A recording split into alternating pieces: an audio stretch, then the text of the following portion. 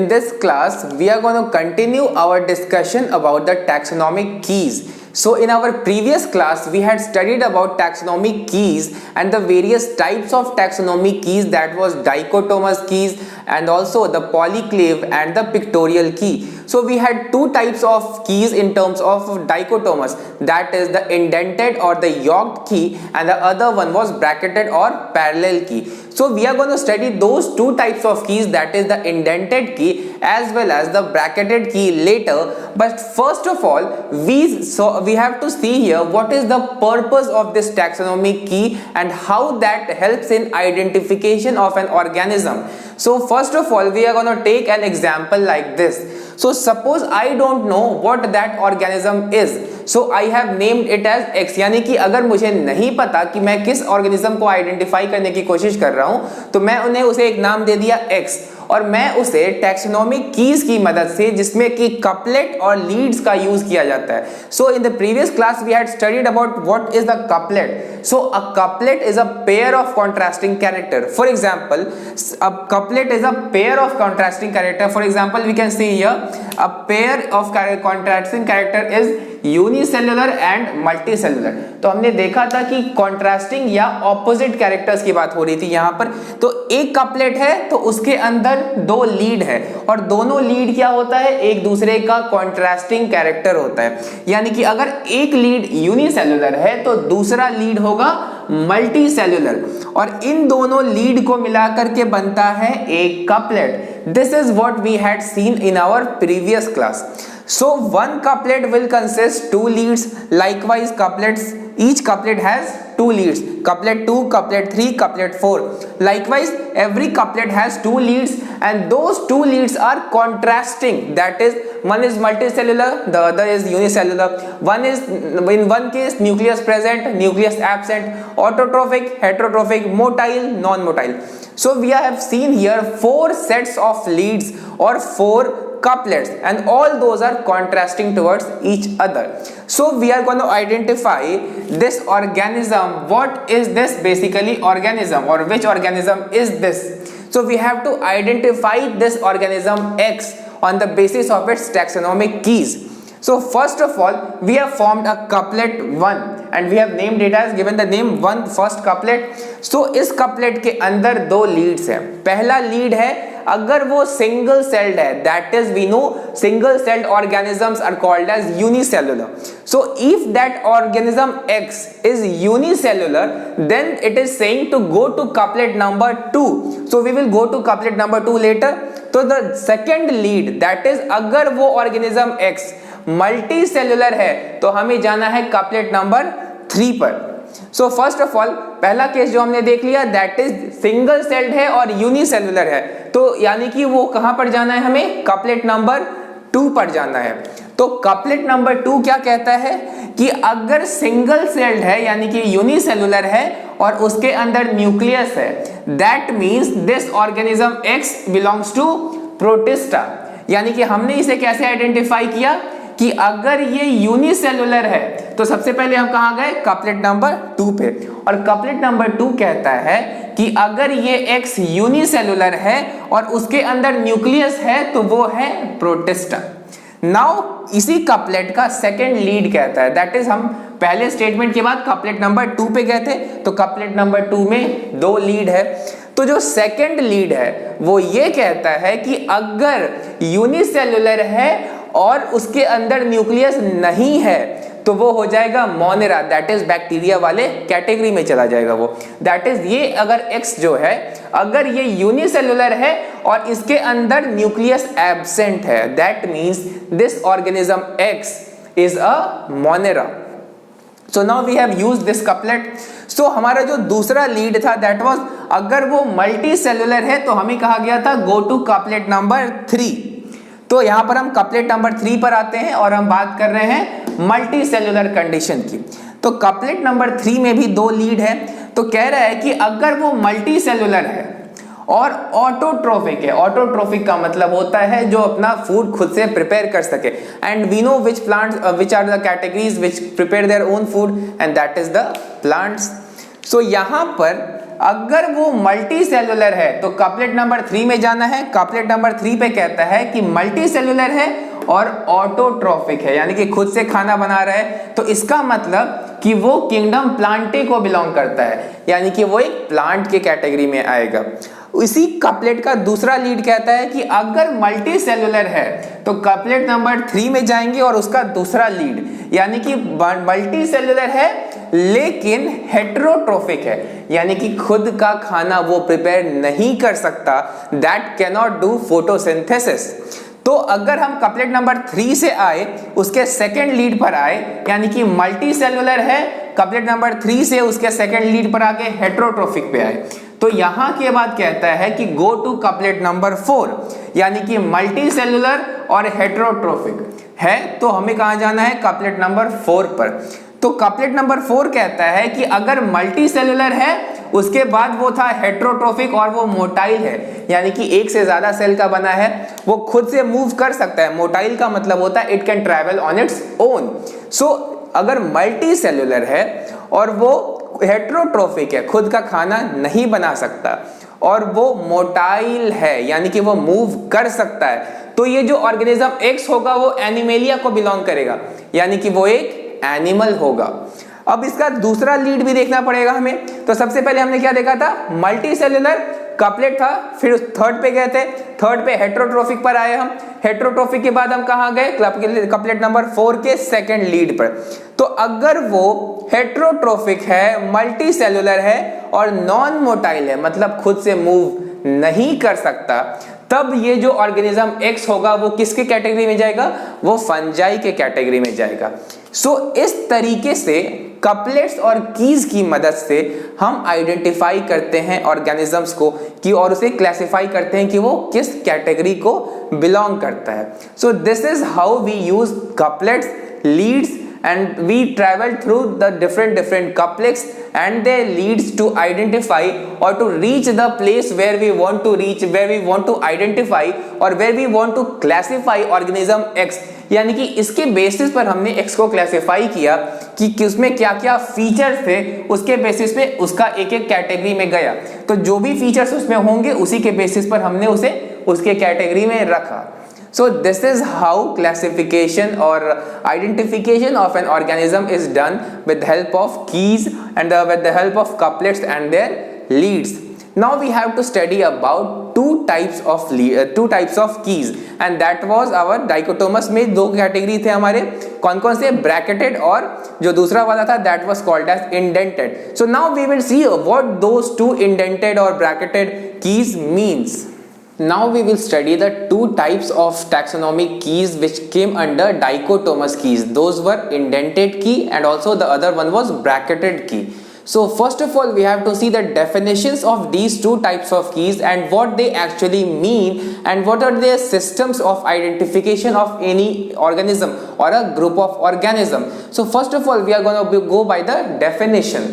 So there is a sequence of two or more alternate characters from which selection and elimination is carried out. That is the definition of the indented key. So first of all we see what that definition means. So in this case we have a classical indented key. So we are going to go by the definition. So that definition says that there is a sequence of two or more alternate characters. For example, you can see here everywhere there are two alternate characters, external ears present and also external ears absent. यानी कि यहाँ पर एक alternate characters हैं, opposite characters हैं, या आप कह सकते हैं contrasting characters हैं.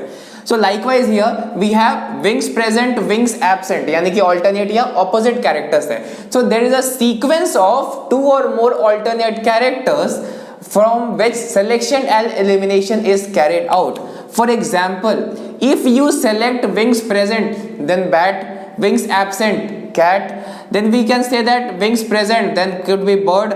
If wings absent, then we could move ahead. So these have two leads of each couplet. So we have seen now what is a couplet, that is a pair of contrasting characters. So यहाँ पर एक और एक, ये दोनों एक couplet हो गए और ये दोनों इसके लीड्स हो गए. So यहाँ पर these have two leads of each couplet separated by the couplet following the first lead, making it difficult to compare with the alternatives. तो यहाँ पर स्टेटमेंट की मीनिंग ये है कि यहाँ पर मान लो ये एक कपलेट हो गया, that is 1 and 1, these two are couplet, that is external ears absent, external ears present, these are one couplet. अब इनके बीच में एक दूसरा लीड आ रहा है, एक दूसरा कपलेट आ रहा है, that is these have two leads of each couplet separated by the couplets following the first lead. तो इन दोनों कपलेट यानी कि ये और ये एक लीड है जिसके बीच में एक एक्स्ट्रा कपलेट आ गया है, making it difficult to compare with the alternatives. तो यहाँ पर इन दोनों लीड्स ऑफ अ कपलेट के बीच में एक और कपलेट के लीड्स आ गए हैं, इसीलिए यहाँ पर कंपैरिजन थोड़ा सा मुश्किल हो जाता है एज कंपेयर टू ब्रैकेटेड की. सो this is what is indented की, दैट इज यहाँ पर सीक्वेंस ऑफ 2 और मोर ऑल्टरनेट कैरेक्टर्स होते हैं जिनमें की सिलेक्शन और एलिमिनेशन कर सकते हैं. Suppose we want to select the absence of wings, so we will select bat. If we want to select presence of wings, we would select the bat. And if we want to select the absence of wings, we would select cat. यानी कि यहाँ पर elimination और selection दोनों कर सकते हैं on the basis of the leads present. Suppose I want कि जो हमारे पास एक्सटर्नल ईयर्स एब्सेंट होने चाहिए, यानी कि उस ऑर्गेनिज्म में बाहर के ईयर्स नहीं होंगे और उनमें विंग्स भी होने चाहिए, तो उनका एग्जांपल हो गया bird. So we are gonna see this later after we come to this part. Now we see the other type of key and that is called as bracketed key. तो bracketed key is very simple, very convenient and most importantly it is widely use. Indented key हमें ज्यादा detail में नहीं समझना है, ज्यादा detail में नहीं पढ़ना है. We are mainly focused with this bracketed key, क्योंकि ब्रैकेटेड की ही बहुत कन्वीनियंट भी होते हैं, बहुत इजीली कोई भी समझ सकता है और ये सबसे ज्यादा यूज किए जाने वाले कीज होते हैं. So first of all bracketed keys का definition देखते हैं. तो the bracketed keys keep the two leads of every couplet in adjacent lines. यानी कि आप देख सकते हो ये दोनों एक कपलेट है, ये दोनों एक कपलेट है, ये दोनों एक कपलेट, लाइकवाइज यहाँ पे 5 कपलेट्स हैं और यहाँ पे टोटल 10 लीड्स हैं. तो यहाँ पर जितने भी कपलेट्स होते हैं ना उनके लीड्स एडजेसेंट लाइन में है, यानी कि एक कपलेट के दोनों लीड्स साथ में है. यहाँ पर एक कपलेट के दोनों लीड्स के बीच में कोई और आ गया था, लेकिन यहाँ पर एक्सटर्नल ईयर प्रेजेंट और एक्सटर्नल ईयर एब्सेंट, दोनों lead of a couplet is together. यहाँ पर इस कपलेट के लीड में और इस लीड के बीच में कोई और आ गया है, तो यहाँ पर कंपैरिजन मुश्किल होता है, यहाँ पर कंपैरिजन बहुत आसान होता है. And the other part is giving reference by numbers to their successive subordinate leads. तो यहाँ पर नंबर से हम लोग सक्सेसिव सबऑर्डिनेट लीड्स को देते हैं. दैट इज यहाँ पर सपोज करो कि एक्सटर्नल ईयर्स प्रेजेंट है तो हमें लीड नंबर 2 पर जाना है, तो यहाँ पर नंबर से हम सबऑर्डिनेट को डिनोट करते हैं कि कहाँ पर जाना है और कहाँ पर किस कपलेट के अंदर डिनोट किया जा रहा है यहाँ पर. सो ये नंबर्स आर बीइंग यूज्ड जो कि सबऑर्डिनेट लीड्स को डिनोट करते हैं. तो we start from here in both these cases. Now we have seen bracketed key और इंडेंटेड की. तो यहाँ पर क्या हुआ कि एक कपलेट के दोनों लीड साथ साथ हैं तो कंपैरिजन में कोई दिक्कत नहीं हो रहा है. यहाँ पर एक कपलेट के जो डिफरेंट लीड्स हैं उनके बीच में कोई और आ जा रहा है तो कंपैरिजन में डिफरेंस होगा. नाउ अभी तक हमने जो भी टैक्सोनोमिक की पढ़ा उसका पर्पस क्या था? उसका पर्पस था आइडेंटिफिकेशन. तो यहाँ पर हम एक क्लासिकल एग्जांपल ले ले रहे हैं, क्वेश्चन ले ले रहे हैं कि हमें 6 वर्टिब्रेट्स को आइडेंटिफाई करना है. और 9th क्लास में आपने डाइवर्सिटी में के बारे में पढ़ा होगा कि वर्टिब्रेट्स के अंदर 5 कैटेगरीज आते हैं, fishes, amphibians, reptiles, birds and mammals. ये 5 कैटेगरीज आते हैं वर्टिब्रेट्स के अंदर. तो इन पांचों कैटेगरी में से हमारे पास कुछ एग्जाम्पल है, जैसे कि फिश आ गया फिशेस के कैटेगरी से, फ्रॉग आ गया एम्फीबियन के कैटेगरी से, स्नेक आ गया रेप्टाइल के कैटेगरी से, बर्ड्स आ गया एव्स के कैटेगरी से, और ये बैट और कैट दोनों मैमल के कैटेगरी से आया है. So we have seen these 6 examples and now अब हम इसे इंडेंटेड की और ब्रैकेटेड की के बेसिस पे आइडेंटिफाई करने की कोशिश करेंगे. सपोज हमें इनका फीचर नहीं पता है कि इनमें क्या फीचर होते हैं, या फिर हमें सिर्फ फीचर पता है लेकिन पता नहीं है कि ये कौन से ऑर्गेनिजम्स है, तो हमें उनका आइडेंटिफिकेशन करना है और उनके फीचर्स दिए हुए हैं यहाँ पर और यहाँ पर. इस फॉर्म में दिया हुआ है तो इंडेंटेड की, इस फॉर्म में दिया हुआ है तो ब्रैकेटेड की. सो फर्स्ट ऑफ ऑल हम पहला फीचर यानी कि पहला कपलेट का पहला लीड लेते हैं। तो पहले कपलेट का लीड कहता है कि एक्सटर्नल ईयर होनी चाहिए, यानी कि जो बाहर वाला कान जो कि मैमल्स में होता है वो होना चाहिए। अब उनके अंदर दो और लीड्स आ गए, तो विंग्स प्रेजेंट है, यानी कि यहाँ पर एक्सटर्नल ईयर्स भी होने चाहिए और विंग्स भी होने चाहिए। तो आपको तो ये बात पता होगा कि बैट एक मैमल है लेकिन बैट उड़ सकता है, तो इसके पास विंग्स होते हैं। और बैट एक मैमल है तो बैट के पास जो हमारा एक्सटर्नल ईयर होता है तो बैट के पास भी तो होगा। तो बैट क्या है, एक्सटर्नल ईयर्स प्रेजेंट, यानी कि बैट्स में होंगे, उसके साथ साथ उनमें विंग्स भी तो होते हैं। So therefore we come to the conclusion कि अगर एक्सटर्नल ईयर प्रेजेंट है उसके साथ साथ विंग भी प्रेजेंट है, so that would be the bat. We now come to this conclusion. दो उसके अलावा दूसरा वेरिएंट है कि अगर एक्सटर्नल ईयर तो है लेकिन उसमें विंग्स नहीं है, तो इन 6 एग्जाम्पल में से किस में होगा वो? तो कैट में होगा, क्योंकि कैट एक मैमल है तो एक्सटर्नल ईयर होगा। लेकिन बिल्ली तो उड़ नहीं सकती है, बिल्ली के पास पंख होते नहीं है। So this is why the cat would be the result here, because external ears are present in cat but cat does not have wings. Now we come to the other lead of the first couplet. यहाँ पर कह रहा है कि external years नहीं होने चाहिए, यानी कि बैट और कैट तो ऑप्शन से ही हट गए यहाँ पर, क्योंकि बैट और कैट में एक्सटर्नल ईयर्स होते हैं।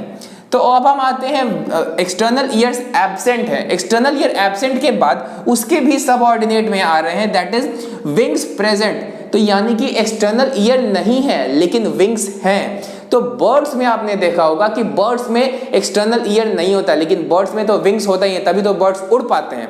तो अगर एक्सटर्नल ईयर नहीं है और विंग्स प्रेजेंट है तो इनमें से किस में हो जाएगा?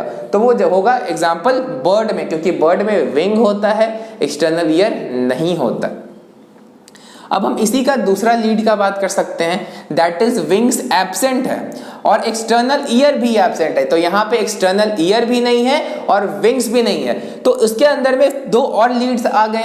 तो यहाँ पर लिम्ब्स प्रेजेंट होनी चाहिए, यानी कि सबसे पहले एक्सटर्नल ईयर्स जो है यहाँ पर जो एक्सटर्नल ईयर्स हैं वो एब्सेंट हैं, उसके साथ साथ यहाँ पर विंग्स भी एब्सेंट हैं। उसके बाद दो और लीड आए, तो इसका अगर उनमें एक्सटर्नल ईयर नहीं है और विंग नहीं है, यानी कि we don't have external ear, we don't have limbs, wings नहीं है यहाँ पर। तो उसके बाद अगर एक्सटर्नल ईयर और विंग्स दोनों एब्सेंट है लेकिन उसके अंदर पैर है, तो that would be a frog. लेकिन अगर इसी केस में that is external ear absent है, विंग्स एब्सेंट है, लेकिन साथ साथ लिम्ब्स भी एब्सेंट है, यानी कि यहाँ पर पैर भी नहीं है, तो स्नेक्स में और फिशेस में पैर नहीं होता है। तो उसके अलावा एक और क्राइटेरिया होगा, स्नेक्स जमीन पे रहते हैं, मछली पानी में रहती है। तो मछली के पास गिल्स होता है, गिल्स के थ्रू वो रेस्पिरेशन करती है एक्वेटिक मीडियम में। और जो रेप्टाइल्स होते हैं, स्नेक्स होते हैं, उनके अंदर लंग्स होते हैं। तो लंग्स कहाँ पर होंगे? टेरेस्ट्रियल एडेप्टेशन में।